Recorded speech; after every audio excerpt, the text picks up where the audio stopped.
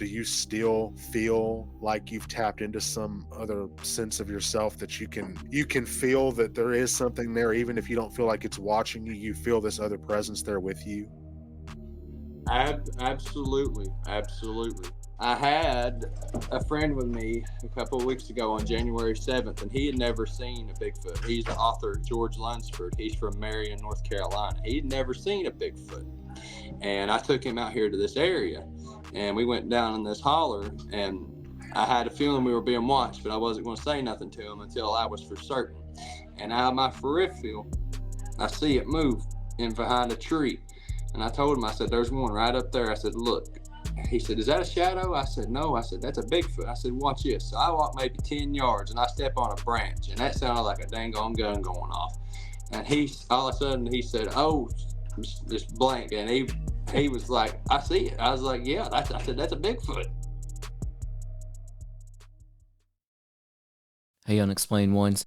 It takes a lot to make a podcast happen, so if you'd like to support the show, just visit BigfootUFO.com. We know now that in the early years of the 20th century, this world was being watched closely by intelligences greater than man's. Did the CIA write Wind of Change by the Scorpions? As humans busied themselves about the various concerns, they were scrutinized and studied. Dr. Loeb, what percentage chance do you give it that you have indeed uncovered extraterrestrial or non-human technology?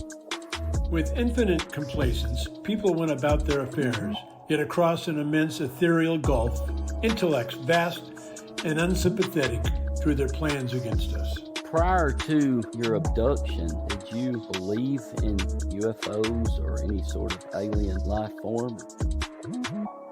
All things unexplained. So some of that, I think, sir, we'll save for closed session.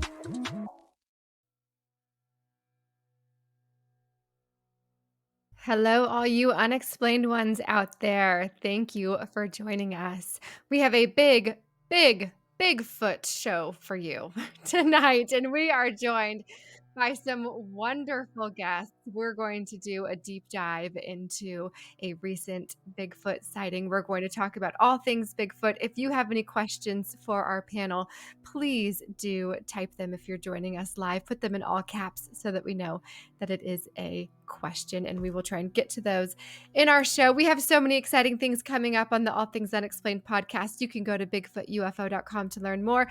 But coming up on February 16th, we have none other than Nick Pope joining us.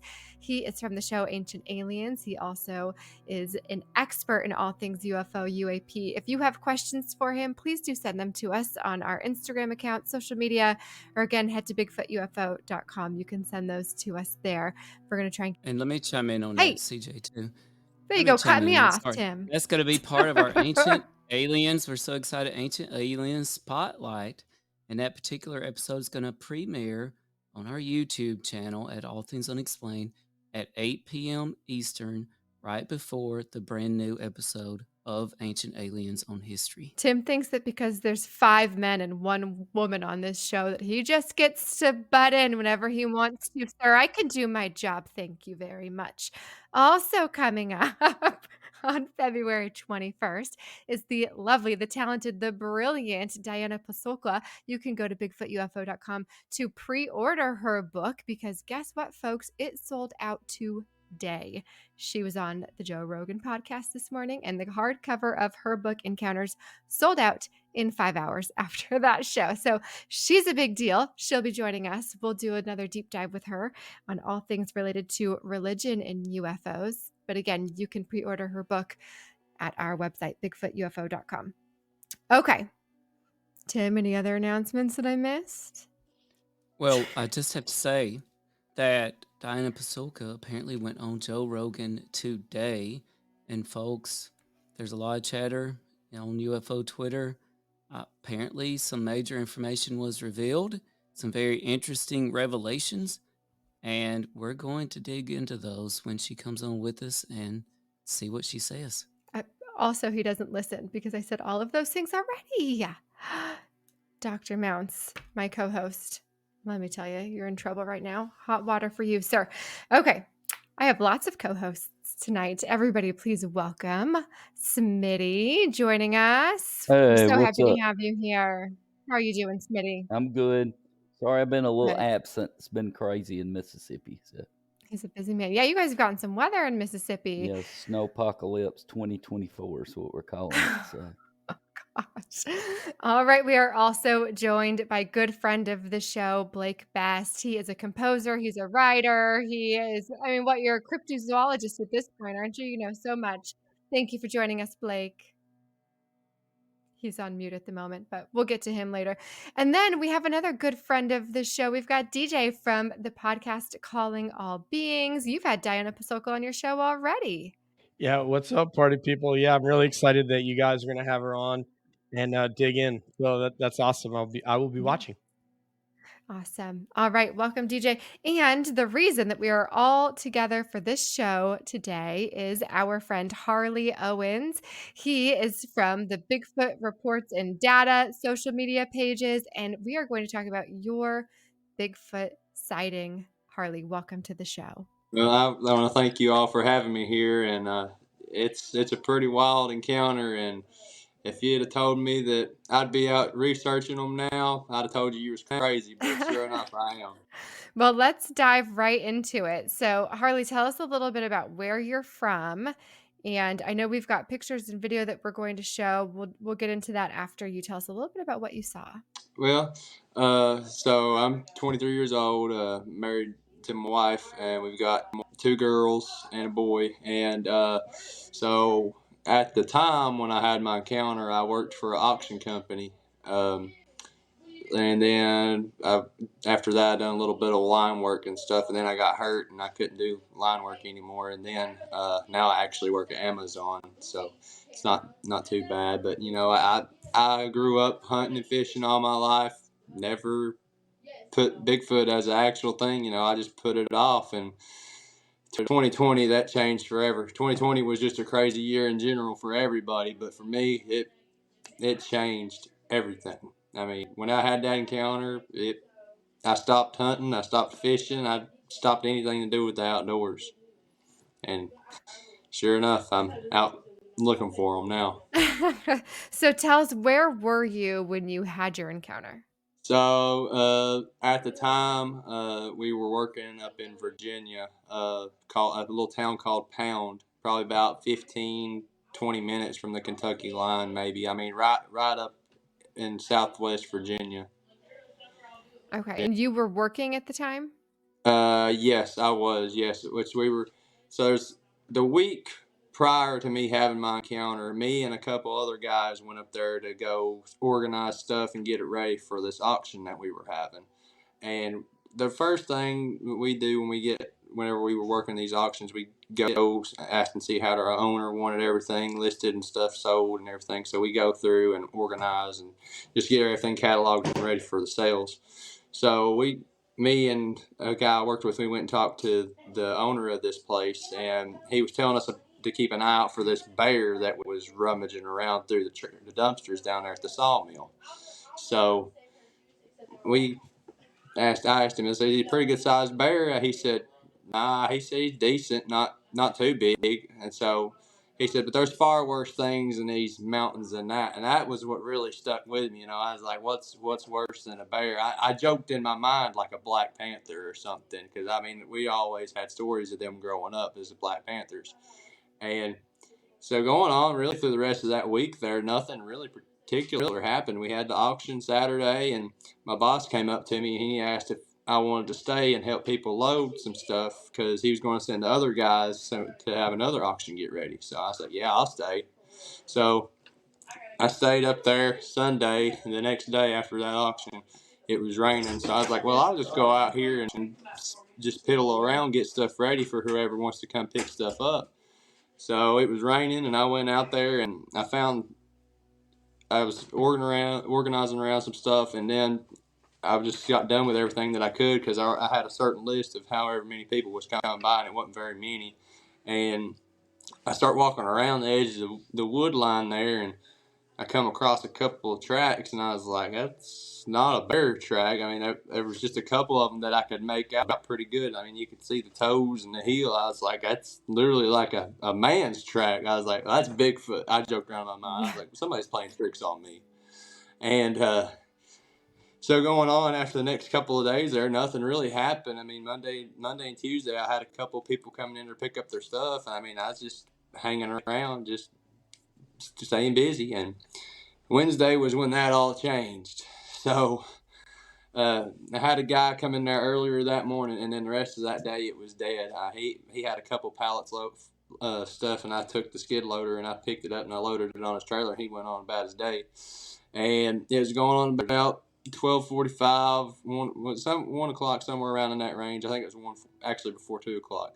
But I went to the service truck and grabbed my cooler and get a sandwich and a Coke, and I heard something make a growlish grunt. It wasn't like anything I'd ever heard. I was like, what in the world was that? So I looked over towards the wood line, and I didn't see nothing. And I went back to go try and grab my sandwich again, and I heard it again, and I looked, and there's a cliff. So where this sawmill was is a big flat, and then the ridge went up. So the ridge is probably 100 yards away, and I looked, and I caught a glimpse of something black moving through the tree line. I was like, that's that bear. So I sat there and I tried watching it, and I seen it moving through, and I looked down and I looked back up and I seen it leaning out, and it leaned back in, and I was like, what in the world is that? And I sat there and I looked at it, and it done it again, and that's when I seen the arm hanging out. I was like, that's a Bigfoot. I was like, people are crazy. I said, these things are real. I mean, everything, just all my emotions and the fear and everything set in. I was like, what's this thing going to do? Is this thing going to come after me, or what's going to happen? So, I mean, I was sitting there, I was shaking. I mean, I don't know what the feeling was that come over me. I was just froze. I did not want to move. It still traumatizes me to this day, thinking about how just it was leaning out and it was looking at me. And the only thing I knew of to do was to take a picture, because if I didn't have that, nobody would have believed me. So I mustered it up and I managed to snag that picture. And the weirdest thing that happened after I snagged that picture, I had a brand new phone at the time. It was like all of a sudden that phone was just drained. I mean, I had it was on charge, and it had like 70-something% battery, and it was just drained. Like when I snagged the picture, it was just drained. And I just sat there and I looked at this thing, and that thing turned around and it went back up onto the ridge and just disappeared. I never seen it again. I was just like, did this really just happen? Did I just see a Bigfoot? And I put my phone in the cab of the truck, and I was just trying to get it back on. I locked myself in the cab of the truck. I was like, I'm not sticking around outside.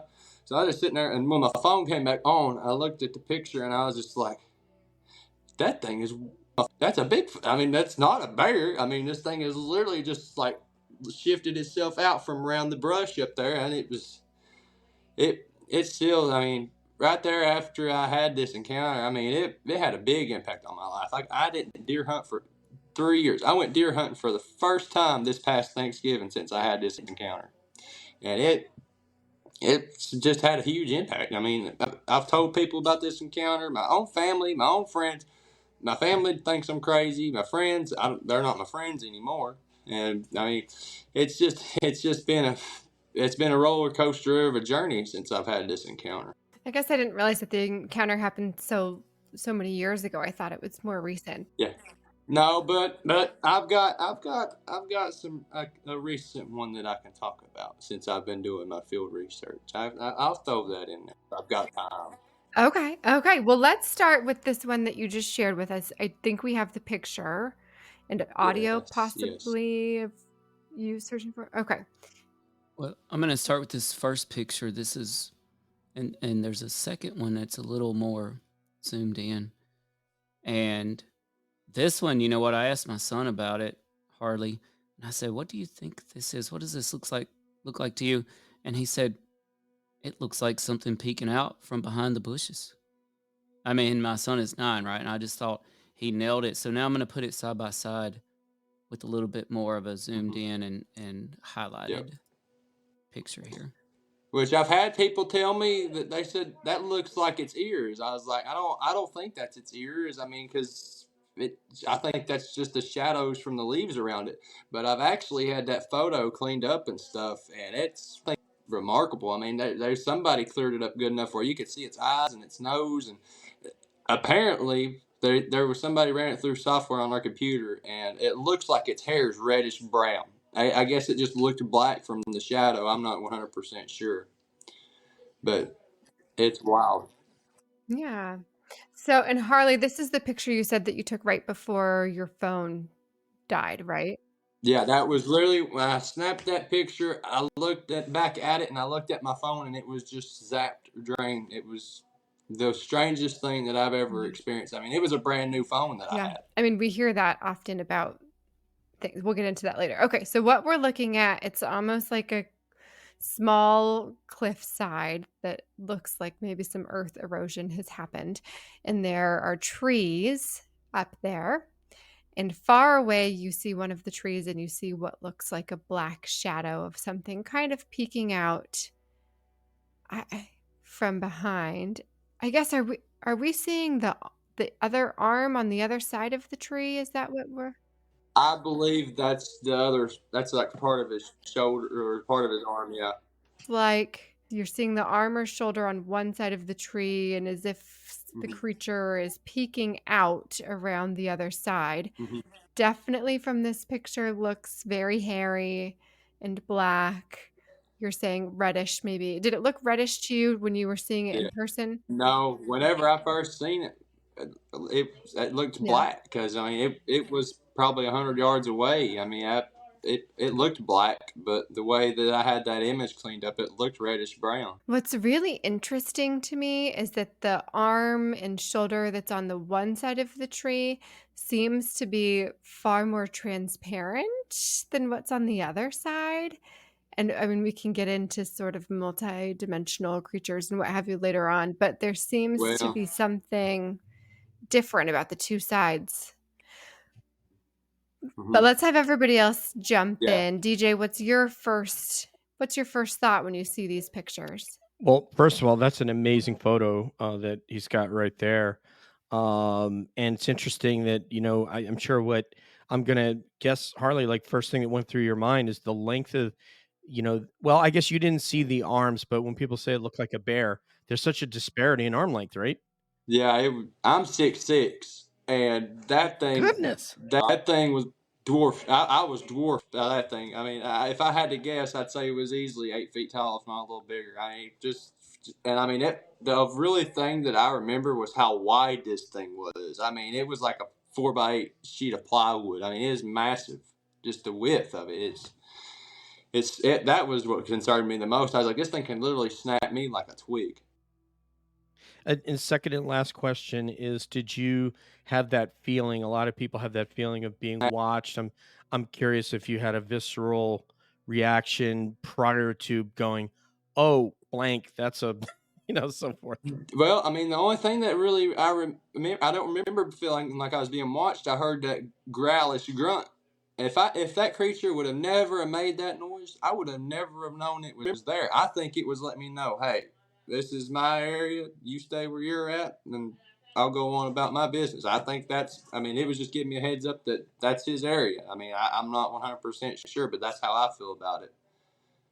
Thank you. That's a really interesting, just to add to that data set, right, guys? Like we hear people that I felt like it was being watched the whole 9 yards, but no battery draining. Well, in this case, Harley had the battery draining, but he didn't feel like he was being watched. So that's all I have, and pass it on to the next panelist. And in regards to the battery draining, we've got a comment here from listener Joel Martin that says EMP levels, so electromagnetic pulse levels, are common and are on a protocol behavior. Oh, behavior is territorial. I'm a little confused about that statement, but maybe somebody else can break it down for me. Maybe that's two separate thoughts. I think that electromagnetic field and electromagnetic pulses, I think all that stuff can tie into Bigfoot. I mean, how does a creature be there 1 second and then just gone the next? I mean, it's remarkable. I mean, as big as they are, you figured they would make a sound. I mean, It's pretty wild stuff. All right, Blake, let's get your input here on these images? Well, first of all, I've got to commend you on the photos. They, for the situation, they're as clear as they can be, you know. And I don't know how I would have reacted in your shoes. I focus more on looking towards the oceans, the seas, and the lakes, as opposed to looking towards the wilderness and the forestry. But I can tell you that if I was in that position, I would have felt the fear, that a lot of people feel about that. So kudos to you for working through that, and taking the picture. But I can see it; it's peeking out between the trees, and I'm almost 6'5", so that thing from that scale, even from this angle that I'm looking at, looks that it's at least 7 foot, if not 7'4". I mean, it's massive, and it's big. I'm around 260 pounds, and that whatever Yeah, that that creature has to be at least, I'd guess around 300 or 400, I'd say. I easy. think it was more than that. I mean, it just the sheer width. I mean, that thing was Oh yeah, wide. yeah. I mean, just being conservative from what little bit of it I can in relation to Oh yeah, that. But I mean, absolutely. Yeah, absolutely. so but I mean, my question to you is, so uh, you said everything changed for you when you saw it. So when you go out now, do you still feel like you've tapped into some other sense of yourself that you can feel that there is something there, even if you don't feel like it's watching you? You feel this other presence there with you. Absolutely. I will say that that has happened for sure. I actually. I'm going to the gym.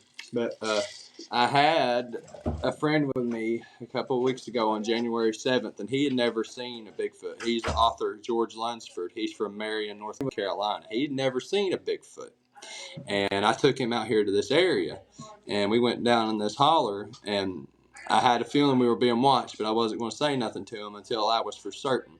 And out of my peripheral, I see it move in behind a tree. And I told him, I said, there's one right up there. I said, look. He said, is that a shadow? I said, no. I said, that's a Bigfoot. I said, well, watch this. So I walk maybe 10 yards, and I step on a branch, and that sounded like a dang on gun going off. And all of a sudden, he said, oh, just blank. And he was like, I see it. I was like, yeah. I said, that's a Bigfoot. He's like, I thought it was a shadow. I was like, no. I said, no. It's remarkable. It's really remarkable. My other question for you is, you were talking about the manipulation of electromagnetic pulses and fields. Do you feel like there is a chance that, because this does seem to be a common thing among sightings and encounters, that Bigfoot has the ability to manipulate the fabric of what we can see dimensionally, as opposed to what we don't see? Because it does seem like the Bigfoot can vanish and appear at will and not make a sound, but then be gone, and then be gone in such a way that you wonder if it was ever there in the first place. Oh, absolutely. 100%. 100%. Because um, I have, like I said, I walk through and hike, and I have a camera filming behind me on my back when I hike through these areas in the Great Smoky Mountains. And I walked right through this area multiple times. There's no stump there, no nothing, no explanation. There's just a wide spot right there in the trail that I managed to capture the Sasquatch watching me. It was squatted down, and it was peeking out from around that tree, but I never knew it was there until I went back and I looked at my footage, and it was just like, oh snap, that thing was not even 30 yards from me, and I didn't even know it. Me personally, there is a lot to these creatures that people, take for granted. I mean, there's a mystery to them for sure. Me personally, what helped me get through my first encounter, I mean, my faith is a big part of my life, and what he helped me get through it. And I personally believe that these creatures are some way, somehow descendants of the Nephilim. I'm not saying they're the full Nephilim. I'm saying they're some way, somehow descendants of them. You know, I mean, I could be wrong, but that's just my opinion. That's a term I haven't heard before. Did you say the Nephilim? Mm-hmm. Somebody's gonna have to break that down for me. Fallen angels from Okay. biblical times, they procreated with human women, and they made a race of giants called the Nephilim. Gotcha. Okay, thank you. Tim and I think did a Twitter space on it And then Nathan did an hour on it with Matt Knapp from Bigfoot Crossroads. They literally did an hour on the Nephilim and the biblical implications and so forth. So, All right, Smitty, let's get your quick input and any questions that you might have for Harley. I just wondered, and how many times, I think it's interesting you said the reddish tint to it, because I had a relative who saw a Bigfoot, and that's exactly what she said. And it was in Citronelle, Alabama. They were driving past the field, and she saw, instead of about a reddish figure stand out, and it was too big to be any other animal that she'd ever seen. But I'm sorry, was that at a family reunion? No, it was not. Thank you. but can It I was just say, not. Smitty, that place is so squatchy. I've driven through there a number of times. It looks so squatchy there, man. Oh, really? Sorry, Smitty. I've been through Citronelle a lot of times, but she legitimately saw what she believed to be Bigfoot, and she described it exactly that way, a reddish, orangish colored hair. Well, I mean, I didn't know it was that color until I had somebody send it back to me. It was like, that thing is reddish brown. That thing ain't black, because they ran it through their software on their computer and they enhanced it certain ways, and it showed that it was actually reddish brown. Just the way it was standing, its shadow, it made it look black. And so, have you had 2 interactions now? I've actually had 3. 3. There is another one that I haven't told anybody but a select few about this one. So I walked into this area where I've been gifting them, and I heard one moving over in front of me. I was like, okay. I was like, I'll just see if you peek out. Well, I see him peek his head out, and I was like, okay. So I turned, and I turned and I was facing him. Now, I had my backpack on my back, and I had my weapon on my side. So my weapon was facing the main trail. And I was sitting there looking at him, and he was just peeking back and forth looking, and all of a sudden to my left was a loud snap. And then almost instantly, right after that snap stopped, there was one behind me. I don't know how far away it was, but he sounded like he was right on top of me, but it was just like stomping its feet in place. It was wild. I just said, whoa. I said, easy, easy. I said, I'm going. So I just went back to the main trail, and I just went on further up the mountain. Almost like a buck, when he sees you in the stand, he starts stomping his feet and blowing. Yeah. It was wild. Like I definitely got close to something. I don't know what it was, but they didn't like me being there. What about all of you? I wanted to ask this. Do you believe that some people are more, or the Bigfoot are drawn to certain people more so than other people? Because a lot of people do have multiple sightings, and some people don't ever see a Bigfoot in their whole life, and some people see them very frequently. I think they can sense your intentions. Yeah. I mean, as people say, they can mind speak, and I will say that when I was hiking through this area, I found an X, and it was almost like a voice in your head that's not your conscience, and it said Jerome, and I was like, well, what in the world? So I got home and I looked it up, and I may say this backwards, but I don't remember if it was. I think it was ancient Greek. It means elder, and then in like several other languages, it means guardian. So right there at that X, something in my head said Jerome, and I look it up, and it means elder or guardian. I mean, and apparently the X or whatever, that's their marker for something. That's pretty cool. Yeah, it was all wild. Right, so DJ, I'm going to throw Smitty's question your way. Do you think some people are? You know what? Just on what Harley said, Tom Cantrell, who had his first sighting in '58 when he was doing forestry work, because he graduated with that degree out in that Bluff Creek area, and had his first sighting. I mean, I think it's possible. Some people say that you get marked when you've seen one or something. So it's a trend, and from a data standpoint, I think we have to take that seriously and say, our mind's open to that possibility that some people are more prone to it, specifically because we know people that have been researching for years. I'm not going to, name anybody, because it doesn't need to be like a black mark on their record, but we know people have been researching for years and haven't had a sighting. So that's a good hypothesis, Smitty. I think we need to gather data on that one. Blake, what's your take on all of that? I really do. I mean, I kind of see, that point and agree with well, everyone that's talked about it so far in the, on our roundtable here. I think that when you see something or experience something like that once, even if it's not per se a Bigfoot, like for me, I saw things in the water, but I think once you see something, some extrasensory part of yourself becomes attuned and aware to other things that operate on that similar field. And though I've never seen a Bigfoot, I am from an area where the legendary Sugar Flat Road creature was killed and hit by a car. That's not far from me, about an hour up near Lebanon, in Murfreesboro area. Though I've never seen one in person, I've been out in the woods, just playing guitar, or just sitting, kind of enjoying things, or thinking about what I'm going to do next, and I've got the distinct, extremely unmistakable feeling that I've been being watched by something. Now, I don't know what it is, but I sense that it watches, but I'm not afraid of it. Whatever it is, minds its own business, but I know it's there, and I think that's the commonality. It's like an untold mutual respect. I'm in their area, their kingdom. That's where they operate. And as long as I do what I need to do and not interfere with what they're doing, everything will be good. But it's just a mutual respect. So, I mean, I think that, that people are opened up to that when they experience things, because on some scale, all of these things are related.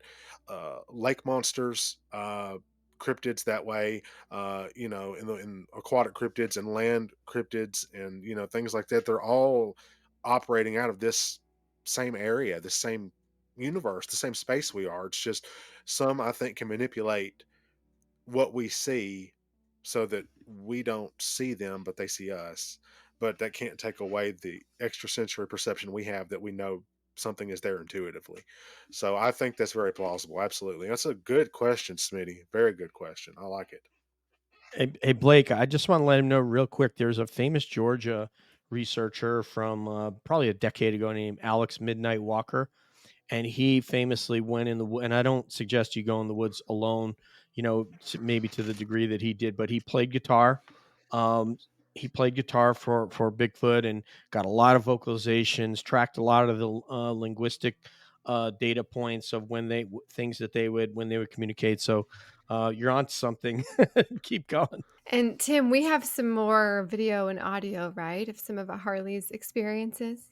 Absolutely. I'm not going to bring up my personal grudge with the Sasquatch after the mention of the Bigfoot crooning person, but I will bring up this. What do you have against and woodwind play or brass players?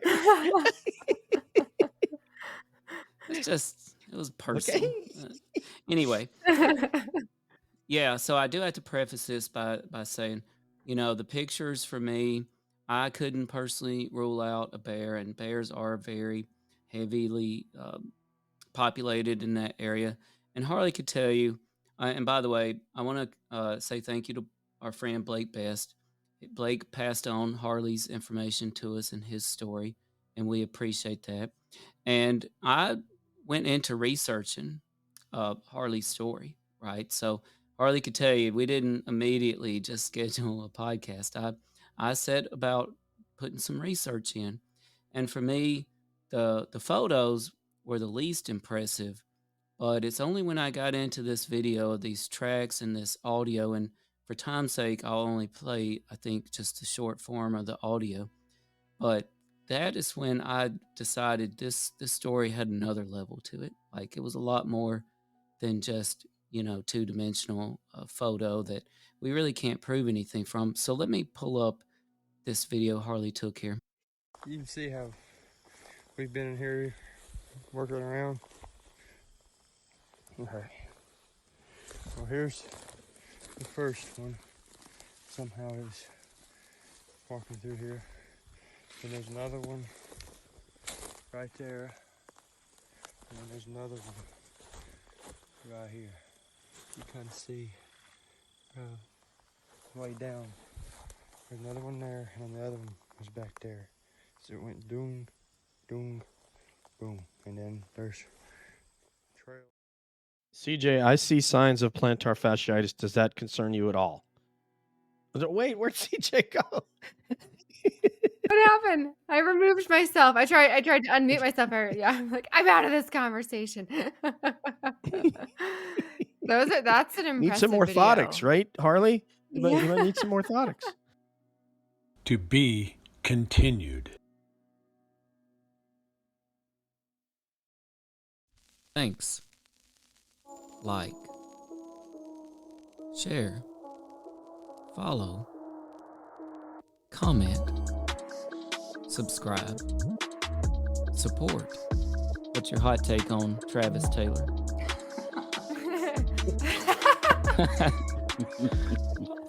I've got an exclusive for you guys if you want it about the Yes, Alaska. we do. Okay. More at BigfootUFO.com. All things unexplained.